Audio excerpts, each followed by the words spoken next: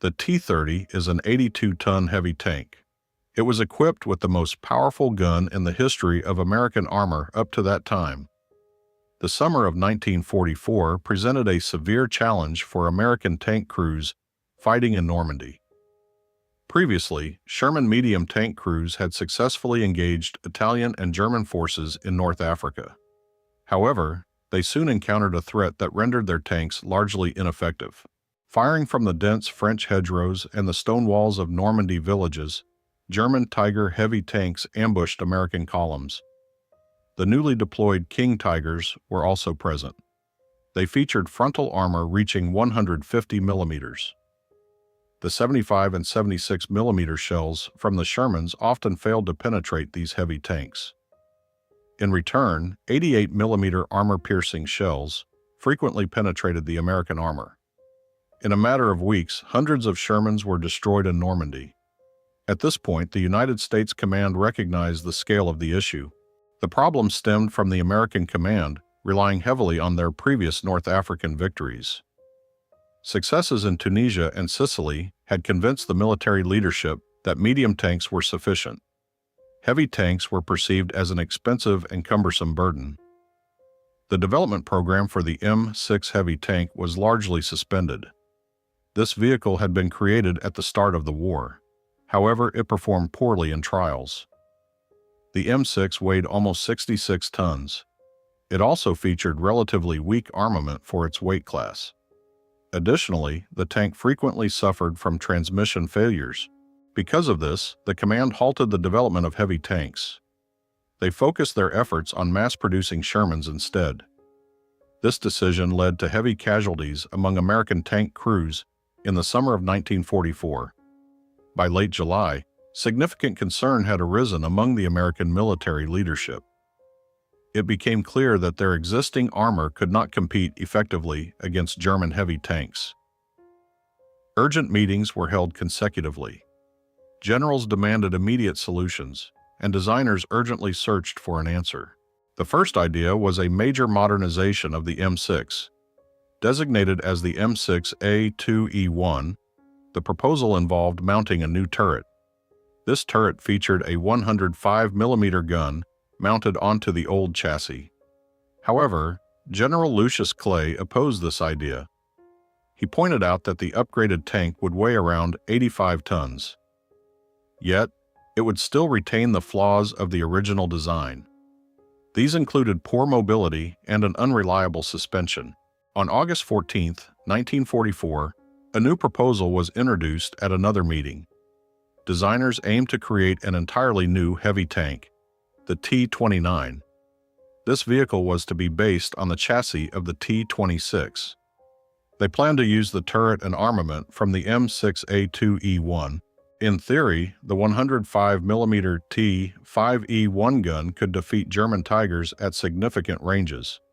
However, some experts expressed serious doubts. The primary opponent for this future tank would be the King Tiger. This tank had a 150 millimeter thick front plate. It was uncertain whether a 105 millimeter gun could guarantee penetration against that armor. At this point, the concept for the most heavily armed American tank of the time was developed. On August 14th, the development of another vehicle was approved. It was designated the T30. The hull and turret of this tank were intended to be identical to the T29. However, its firepower was planned to be significantly greater. Instead of the 105 millimeter gun, designers proposed a 155 millimeter cannon. This weapon was based on the Long Tom field gun. The T30 heavy tank was armed with a gun whose projectile weighed 95 pounds. It was highly capable of penetrating the heavy armor of contemporary enemy tanks. Officially, development of the T30 kicked off on September 14, 1944. At first, only 2 prototypes were planned to be built. Army Ordnance viewed this tank more as a backup plan. It was essentially meant to be a testbed for a massive and powerful gun. The primary plan was to put the T29 heavy tank into mass production with a run of 1,200 units. Unlike its sibling, The T30 was never intended for large-scale production. When engineers received the assignment to develop this heavy tank, they faced significant technical hurdles. Developing the most powerful American tank of the era took longer than expected. Its gun was intended to make the T30 a highly effective vehicle, and that weapon had already earned a rich combat history, long before it was modified for a turret. Artillerymen nicknamed the M1A1 155mm gun the Long Tom. Developed in the late 1930s, it was designed to replace the obsolete 155mm M1918 gun. That older piece was based on a French World War I design. The new gun featured improved specifications. In terms of capabilities, it rivaled the Soviet 152mm BR-2 heavy artillery piece. The muzzle velocity of the American gun was slightly lower, and the projectile itself was a bit lighter. But overall, both systems delivered a similar level of effectiveness. The Soviet Union produced 39 of those BR-2 guns. Meanwhile, American industry manufactured 1,882 Long Toms between October 1940 and June 1945. Practically no major operation in North Africa or Europe took place without these artillery systems backing it up. To mount it on a tank, the gun had to be heavily modified. The barrel was shortened to 21 feet, which came out to 41.4 calibers. As a result, the muzzle velocity dropped to 2,352 feet per second. Even in this configuration, it was still among the most powerful tank guns developed by the United States at the time. The new gun received the designation T7. It could fire several different types of two-piece ammunition. The loadout included hypervelocity armor-piercing, or HVAP, rounds. There were also armor-piercing capped ballistic cap, or APCBC, shells.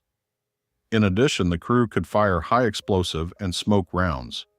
A direct hit from these shells was highly effective against enemy vehicles. This included German Tigers, Panthers, and King Tigers. However, this gun had one major drawback. It was directly related to the sheer size of its ammunition. Each projectile alone weighed 95 pounds. The propellant charge added another 40 pounds. That brought the total weight of a single round to 135 pounds. No single person could lift and load ammunition like that on their own, inside the cramped confines of a tank turret. Because of this, the designers had to add 2 dedicated loaders to the crew. The first loader operated a special hoisting mechanism. This device pulled the round from the ammo stowage and brought it up to the breech. The second loader would then trigger a spring-loaded rammer, which pushed the projectile into the chamber. Even when both loaders worked perfectly together, the rate of fire remained slow. With manual loading, it maxed out at just 2 rounds per minute. For a fast-paced tank battle, this was considered a significant disadvantage. The massive size of the gun and its ammo required the design of an entirely new turret. It featured a high, rounded profile. That was the only design that provided enough room to fit both loaders inside. They actually had to do their jobs standing completely upright. On top of that, the loading process was only possible at specific gun elevation angles. That created some serious additional limitations in the middle of a firefight. The frontal turret armor ranged anywhere from 8 to 12 inches, depending on the specific section. The sides were 6.2 inches thick. The rear was protected by 4 inches of armor.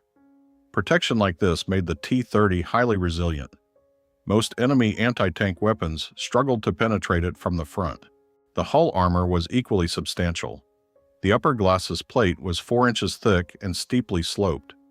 This significantly boosted its effective thickness against incoming fire. The hull sides were covered by 3 inches of armor, and the rear was 2 inches thick. Add in that massive turret and heavy gun, along with an ammo loadout of 32 rounds. The tank's total weight reached over 83 tons. For comparison, the T-29 heavy tank, armed with a 105mm gun, weighed just over 70 tons. That made it about 13 tons lighter. The reason for the weight difference was obvious.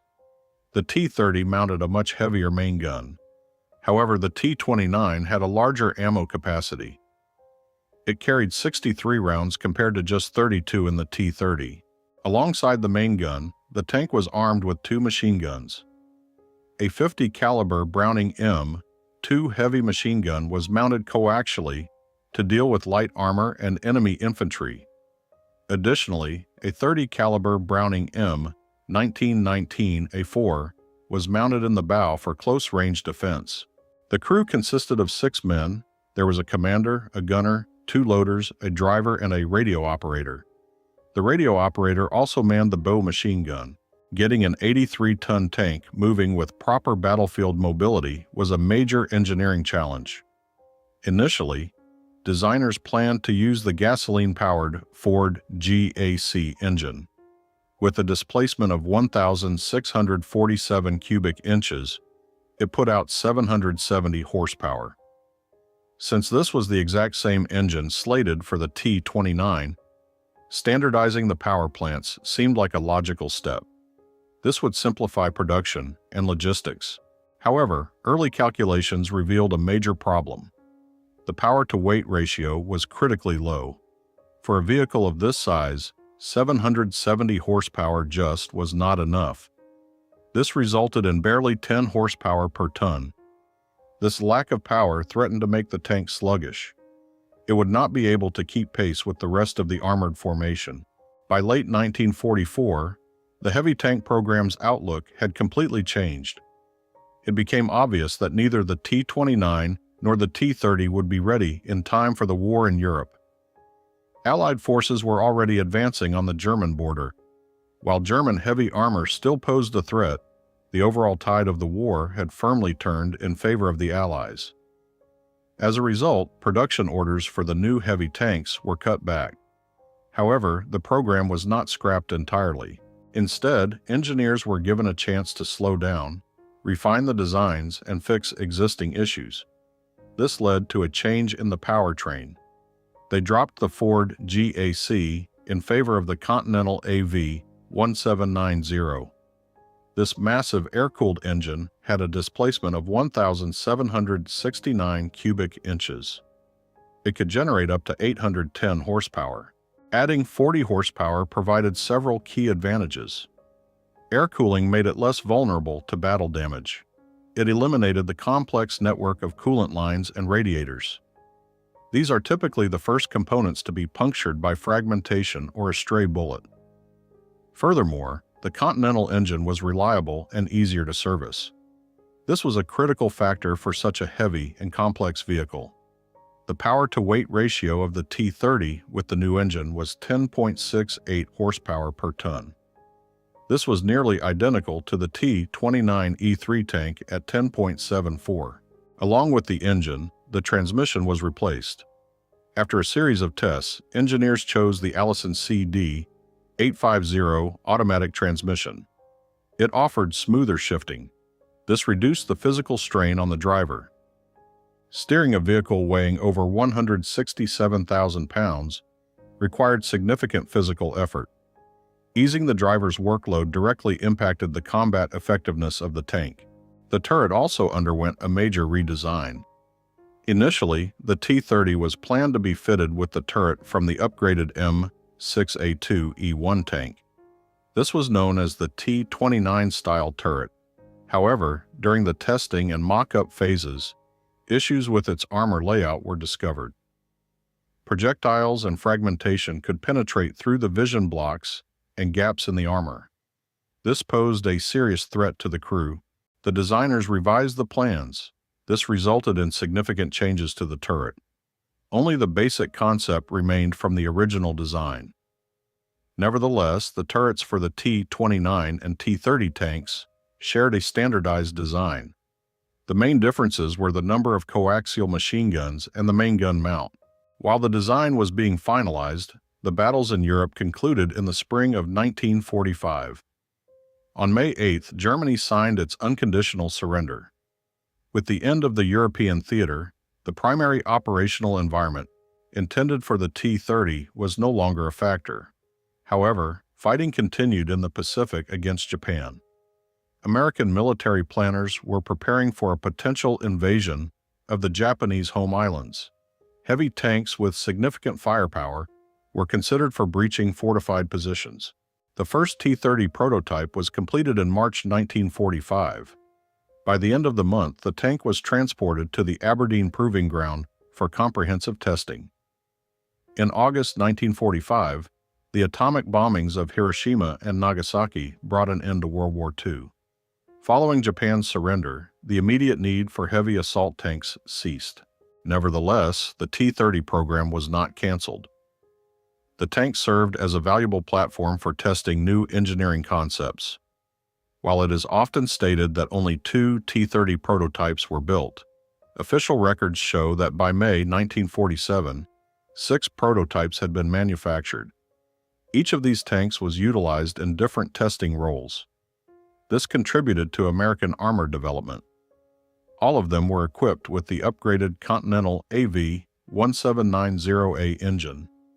This engine was developed concurrently with the tank and provided improved reliability over the base version. 5 of the 6 prototypes were sent to the Aberdeen Proving Ground. This was the primary facility for testing American armor. The third prototype remained at the Detroit Arsenal. There it was converted into a stationary test rig to evaluate various engineering concepts. This particular tank was kept at the factory. It was used exclusively for bench testing individual components and assemblies. The remaining 5 tanks were slated for a much more rigorous testing schedule. They were expected to rack up thousands of miles across all sorts of roads and rough terrain. But not all of these prototypes stayed at Aberdeen for very long. On June 8, 1948, the 5th tank was loaded onto a flat car and shipped off to Fort Knox. This location is famous for the gold depository, but it is also home to a major armor proving ground. On July 23rd of that same year, the 6th tank headed out west. It made its way to the testing base in Yuma, Arizona. There the tank would be pushed to its absolute limits in extreme desert heat. Then, on January 20th, 1949, the 4th tank crossed the border. It headed north to Fort Churchill in Canada. The plan there was to run winter trials in harsh, sub-zero Arctic conditions. Before shipping out to Canada, this specific prototype went through a break-in period back at Aberdeen. It managed to clock 132 miles. Even at that early stage, mechanics spotted some transmission defects. These issues had to be ironed out before the long trip north. The freezing Canadian weather was going to be a brutal test for all the tank's systems. It was going to be especially hard on the air-cooled engine, running it at temperatures below -22 degrees Fahrenheit brought up some very justified concerns. Still, the results from the winter trials actually turned out to be highly promising. The Continental AV-1790 engine handled the Arctic cold significantly better than its main competitor. This was the Ford GAC engine that was installed in the T-29 heavy tanks. Meanwhile, that 6th tank sent down to scorching hot Yuma also needed some serious attention from the mechanics. This was before the desert tests even kicked off. A few engine parts had to be swapped out just to get the tank ready for the trials. They ran additional tests from October through December 1948. Based on the results, the transmission had to be completely replaced. In 1949, they dropped an upgraded CD853 transmission into this tank.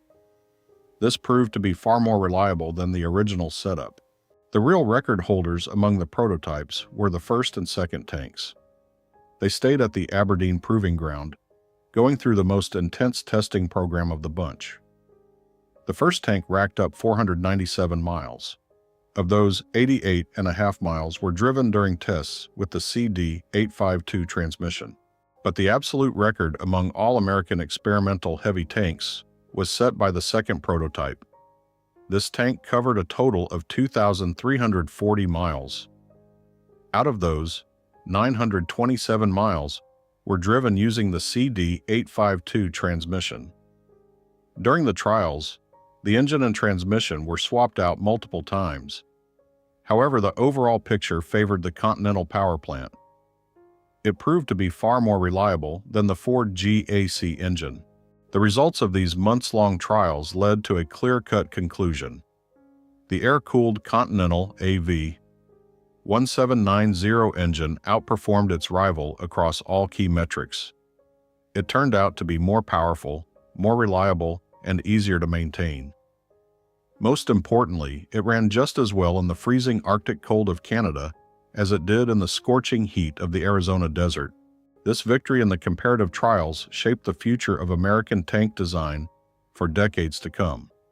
By 1949, production of the M46 Patton medium tank was already underway. It was fitted with the Continental AV 1790-5A engine and the CD853 transmission. These components had previously been tested and refined on the heavy prototypes. This same powertrain setup made its way into the T30 heavy tank. This later evolved into the famous M103. This vehicle would go on to become the backbone of U.S. heavy armor forces during the Cold War. The main issue with the T30 heavy tank was still its low rate of fire. Designers knew perfectly well that 2 rounds a minute was simply too slow for modern tank combat. Inside the cramped turret, 2 loaders had to do all the heavy lifting. Manhandling the massive projectiles and separate powder charges was incredibly exhausting. In actual combat, crew fatigue would drop the rate of fire to critical levels, and it was already low to begin with. The proposed solution was the T30E1 modification. It featured a semi-automatic loading system. This made the crew's job a whole lot easier. The system worked like this. A mechanism automatically brought the gun breech into the loading position. Then a rammer shoved the projectile and powder charge from a staging tray straight into the chamber. Afterward, the gun automatically returned to its original elevation. The loaders just had to pull the ammo from the racks and place it on the tray. The machinery handled the real heavy lifting. On top of that, an ejection hatch was added to the rear of the turret to automatically toss spent casings outside. After firing, these massive brass casings, weighing several pounds each, were ejected right out the back. This freed up a lot of room, so the crew did not have to deal with a pile of empty brass cluttering the floor. Developed alongside the T30E1 was another variant designated the T30E2. However, details on this version are incredibly scarce, with very few records surviving in the archives. A much more radical project was the T57. This was the most extreme attempt to solve the rate of fire issue for the 155mm gun. For this tank, designers went with an oscillating turret, paired with an autoloader. This was a highly unusual choice for American armor design. The oscillating turret consisted of 2 halves. The lower collar rotated on the turret ring. The upper section holding the gun pivoted up and down for elevation. This rigid setup made it possible to mount an autoloader straight into the turret bustle. This significantly boosted the rate of fire. Interestingly, autoloaders eventually became a hallmark of Soviet tank design. However, the Americans preferred keeping a human loader in the crew for decades to come. The logic was that a well-trained crewman is more reliable than a complex mechanical system. A human could clear a jam or fix a malfunction mid-fight. A broken autoloader, on the other hand, would take the tank's main gun completely out of action. The T-57 project remained strictly experimental. However, the oscillating turret concept was successfully realized on the French AMX-13 tanks. They were built by the thousands. They saw service in armies all around the globe. 2 T-30 prototypes did not end their careers as mere testbeds, though. They actually became the foundation for a new design. They were converted into prototypes for the T-34 heavy tank. This tank received a 120mm gun. It served as a middle ground between the 105mm gun of the T-29 and the massive 155mm gun mounted on the T-30. The 120mm round packed a serious punch. It could penetrate most potential enemy armor. At the same time, it was significantly lighter and more compact than the 155. This allowed for a larger ammunition capacity and a much better rate of fire. In fact, the T-34 essentially paved the way for the gun that would eventually arm the production M103 heavy tank. This vehicle became the symbol of American heavy armor during the early Cold War. Ultimately, the wartime American heavy tank program was canceled. It never yielded any mass-produced vehicles. Neither the T-29 nor the T-30 ever saw assembly lines. The same goes for their numerous variants. There were a few key reasons for this. First, the war ended before these tanks were combat-ready. Second, their sheer weight created a logistical nightmare. European bridges and roads simply were not built to handle that kind of load. Third, moving them by rail required specialized flat cars. This was incredibly time-consuming. Even on paved roads, they topped out at just 22 miles per hour. Off-road, these behemoths barely crawled. This made it impossible for them to keep up with lighter, more maneuverable armor. Despite this, the 6 T-30 prototypes that were built heavily influenced American tank development. 4 of them survive to this day. They are preserved in various museums and memorial parks. The first prototype was kept at the Aberdeen Proving Ground. Tank number 3 never actually left the Detroit Arsenal. Tank number 5 can be seen in the United States Army Armor Collection. And tank number 6 is on display at Fort Jackson. These heavyweights boasted the most powerful main guns of their time. Now they stand quietly on display as monuments to the engineering and ambition of their era. Back then, designers believed in one simple rule. The bigger the tank and the larger the gun, the closer you were to victory on the battlefield. If you enjoyed this story about the most heavily armed American tank of World War II, be sure to hit that like button. Subscribe to the channel so you do not miss any new episodes. Let us know in the comments which tank or combat vehicle you would like to hear about next. We will keep bringing you the most fascinating stories from the world of armor.